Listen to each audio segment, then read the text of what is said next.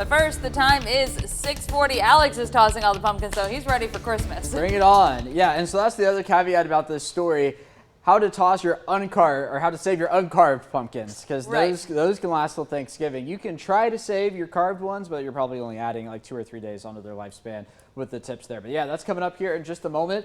First though, Mother Nature getting the memo that Halloween is out of here and it's time for Christmas. A live look over downtown. It's 42 right now with the wind out of the north at about 10 miles an hour. And today we're only going to make it to about 57. 41 right now over in Roberta, 40 in Forsyth, 37 in Monticello. I do expect all these numbers to continue to drop here through the next little bit until the sun comes up. Sunrise this morning, not till 7:50. Across the state, finding even colder stuff up towards the north. 38 right now in Athens, 37 in Atlanta, 35 in Rome. How about Blue Ridge checking in at 29? Meanwhile, we look at the feels like temperatures, and it feels like it's near freezing in a lot of spots. In fact, it feels like it's at freezing in Monticello. 33 in Forsyth, 34 in Roberta, 36 here in Macon, 38 in Warner Robins. What's happening is we saw that secondary front come through during the overnight hours, and we are continuing to cool off because of that.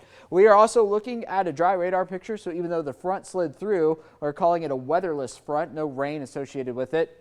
There's a whole lot of colder air. In fact, so cold that by noon, we're still hanging on to 49, 50 in a few spots. And this afternoon, only making it to about 57 or so for high temperature before we cool off later on tonight. I expect to get colder than what Future View is showing here. And we have a freeze warning in effect because of that here through the overnight hours. Then into tomorrow, getting a couple degrees warmer across central Georgia than we will be today. And then we're going to continue that trend into the weekend. So for Friday here, waking up a couple degrees warmer. Then for Friday afternoon, again, getting closer to that 70-degree mark before we cool off once again. A great night for football Friday night, albeit just a little chilly outside. Here we go into Saturday. Dry stuff continues on into Sunday. Yep, looking at much of the same. Those green specks there, I don't think that's going to come to fruition. I think we're going to be looking at a dry weekend across central Georgia. So I have us getting down to 34 this morning. We'll see if that happens. I think there's a good chance of it. And then 29 tomorrow morning, followed by 32 Friday morning, beginning that warming trend back closer to average through the weekend. And speaking of closer to average, we have been below average in terms of rainfall to round out the month of October. Look at this. Since October 14th, we've only picked up 1/100th of an inch. So even though we picked up about a ½ inch more than we should see in any given October, that did not come in the latter part of the month, and now we could use the rainfall. So at the bus stop this morning, breezy at times, 38 the temperature. Heading home today, 57 will do it for a high.